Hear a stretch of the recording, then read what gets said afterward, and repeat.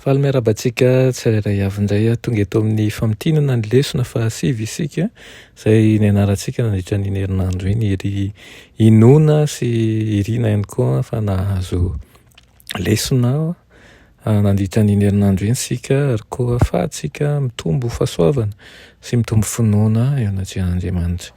Alohan'ny dirantsika ny amin'izany famtinana izany dia vavakisika.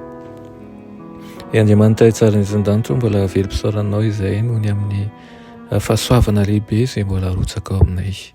Ianao ilay mpiandry tsara, ianao ilay tsy mba mandao ny onjany, ianao no hitodian'ny sainay ankehitriny mangataka aminao izay mba hotahinao manokana izahay ary koa hovolenao zava-tsoa any koa mitenena tompo voninkaina anao izahay aminaran'i Jesosy. Amen. Lohateny lesonantsika moa dia manao hoe hotahinana izay avy amin'ny anaran'i Jehovah. Nitsenjery eo amin'ny Salamo fa 8:100 ny 2:20 sy ny 7:20 manao hoe ny vato izay nilavy ny mpanao trano no efa tonga fehizoro indrindra, avy tamin'i Jehovah izany ka mahagaga eo masontsika. Milaza amintsika ny fihetseham-pon'ny mpanoratra azy ny fifandraisana amin'Andriamanitra ny Salamo. Tsy voafetra anefa izany. Ny fanahy masina no nanindrimandry an'ireo mpanoratra mba hilaza mazava tsara ireo lafiny manan-danja samihafa amin'ny fanavotana. Ao amin'ny Salamo no ahitantsika ny fomba nandaminan'Andriamanitra ny zava-nitranga teo amin'ny fiainana, ny fahafatesana, ny fitsanganana amin'ny maty, ny fiakarana sy ny voninahitry Jesosy Kristy tompontsika, ilay Mesia, ilay mpamonjy antsika. Dia eo andritran'izany herinandro izany tsika dia namakafaka mahakasika azy. Izy ilay mpiandry ondry, izy ilay niarim-pahoriana, ilay zanaky Davida, izy ilay mpanjaka mandrakizay, izy ihany koa ilay mpisorona any an-danitra izay manao asa fisoronana sy fanelanelana antsika ankehitriny. Amin'ny mampiandry ondry azy dia tsy haiko hoe ten'Andriamanitra ilay aiza no mibahana ao an-tsaina indrindra rehefa milaza izy manao Jehovah ny mpiandry ahy, tsy hanan-java-mahory aho. Nandritra an'ireo taona voalohany teo amin'ny fiainan'i Davida, ilay mpanoratra ny ankamaroan'ny Salamo dia nanokantena tamin'ny fiandrasana ny andian'ondry indrainy izy. Nianatra ny tiany ondrany sy niaro azy ireo tamin'ny loza izy. Rehefa nanoratra ny Salamo ny Davida dia nahita ny tenany sy ny voakan'i Israely ho toy ny ondry eo ambany fiahian'ny mpiandry ondry any an-danitra. Inona moa izany no ifandraisana izany eo amin'Andriamanitra sy isika? Ny Salamo 5:10 dia manambara mandrakariva fa Andriamanitra no mpamorona antsika, Andriamanitra no mpamonjy antsika, Andriamanitra no mpitarika antsika. Jesosy noho izany no mpiandry tsara azy isika satria izy namorona antsika, namonjy antsika ary mitarika antsika izy. Rehefa miditra anatin'ny fifandraisana akaiky aminy isika dia mahafantatra amin'ny feony ary tonga anisan'ny ondrany. Izay mampiandry tsara an'i Jesosy. Ny Salamo 2:20 indray dia hoy izy manao hoe fa rano ahidina aho izy ka mivano taolako rehetra tahaka ny savoka ny foko, miempo ato anatiko izy.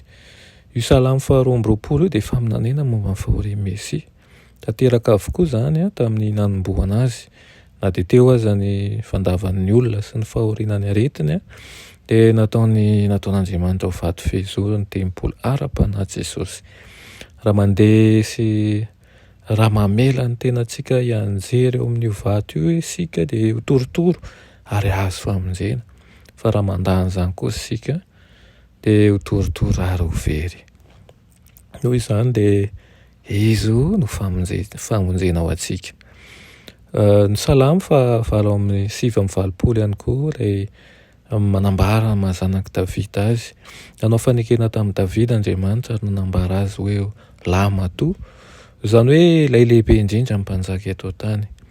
Nanome teny fikasana sady nianiany izy fa hipetraka amin'ny seza fiandrianan'i Israely mandrakizay ny taranaky Davida, saingy nolavin'Andriamanitra ny voahosony ka nesoriny fanjakana. Nahoana?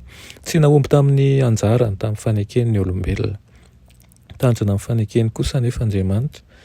Jesosy zanaky Davida ilay voahosotra no handray ny fiandrianany mandrakizay. Mahakasika antsika rehetra ny fanekena nataon'Andriamanitra tamin'i Davida na dia amin'ny maha olombelona malemy antsika aza dia lava matetika amin'ny fitandremana an'ireo fitakiany fanekena isika. Andriamanitra noho ny famindram-pony no hanome voninahitra antsika rehetra, dia izay mifikitra ampinoana amin'ny mpamonjy ary manambara antsika ho fanjakany sy mpisorona ihany koa. Zava-dehibe ny hatakarantsika an'izany mandrakariva ary aoka tsy ho adinontsika izany, ary indrindra mampanjaka mandrakizay ihany Kristy. Tamin'ny fitsanganan'i Jesosy tamin'ny dia nanambara azy ho zanany lahy Andriamanitra. Io filazana io dia maneho an'i Jesosy nandray ny fanekena natao tamin'i Davida ka tonga mpanjaka mandrakizay. Naniry haka ny seza fiandrianana Satana ka nampanganin' Jesosy ho mpanjaka tsy marina, nefa nanomboka tamin'ny fitsanganan'i Jesosy tamin'ny maty dia nipetraka eo amin'ny seza fiandrianan'Andriamanitra. Rehefa narihary ny fiampangana izay tsy marina tao taminy dia iankofana any an-danitra izay tehan-tanin' Jesosy. Mianjy ny fandringanana faran'ny fahotana sy ny fikomiana izy, dia mamety mahalasa ny sainao hoe toy ny ahoana izany fanjakan'i Jesosy izany. Ny azo inoana dia izao hoe mahery izy ka manoritory amin'ny temby, sady manao rarona izy ny ten'Andriamanitra no mamindra fo, ary indrindra dia izao miaro ny olony Andriamanitra. Anatin'izany fiarovan'ny olona izany dia izay no mampisorona azy any an-danitra. Hoy ny Salamo 10:1 manao hoe efa nianiany Jehovah ka tsy hanenina, ianao no mpisorona manakizay araka ny fanaony Melkizedeka. Fianianana no nametraka an'i Jesosy ho mpanjaka. Fianianana koa no nametraka azy ho mpisorona amin'ny mahanisany fokony jodan'i Jesosy, dia tsy anisan'ny mpisorona izy, Andriamanitra mihitsy anefa no nambara azy ho mpisorona araka ny fanompoana izay tena ambony, fisoronan'ny Levita izany. Amin'ny fomba ahoana ara no mahambony ny fisoronana nataon'i Jesosy, dia ny Hebreo dia mamakafaka azy. Asaiko ianao mamaky azy hatrany, ny Hebreo 7:7 sy ny 9. Tahaky ny fankatoavantsika sy ny fitokiantsika ny asa fisoronana izay mahatalanjona ataon'i Jesosy. Ary izao ny azo adino fa io asa fisoronana io fanelanelana nataon'i Kristy io dia noho ny fitiavana sy ny fitiavana ianao mba tonga anao hanana anjara indrindra ao amin'ny fanjakany. Ety am-pamaranana dia ety lahatsoratra Madame White ity ny amaranantsika azy, manao hoe rehefa nanotany ny olona dia natsinjo ny ondrony mania any amin'ny lalan'ny maiziny ny ota sy ny fahafatesana izy. Nilaozany ny haja sy ny voninahiny tao an-tranony rainy hamonjena azy ireo. Reny feony miantso azy ireo hiverina ao ambala ao amin'ny trano lay ho fialokalofana amin'ny ainandro raha atoandro, ary fialofana sy fiherena amin'ny tafio-drivotra sy ny ranonorana. Tsy mitsahatra ny fikarakarana ataony amin'ny ondriny. Mampatanjaka ny reraka izy, manampy an'izay mijaly, ny sandrony no hanangonany zanak'ondry ka ho trotrony eo an-tratrany reny. Noho izany dia tia azy ny ondry.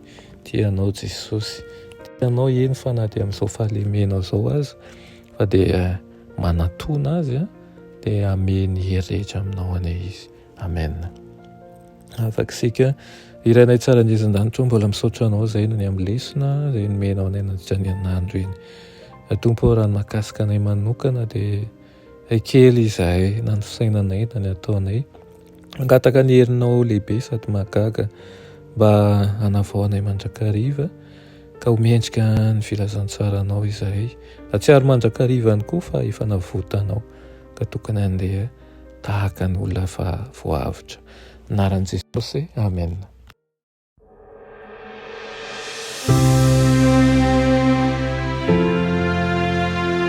Mianatra eo an-tongotry Jesosy isan'andro.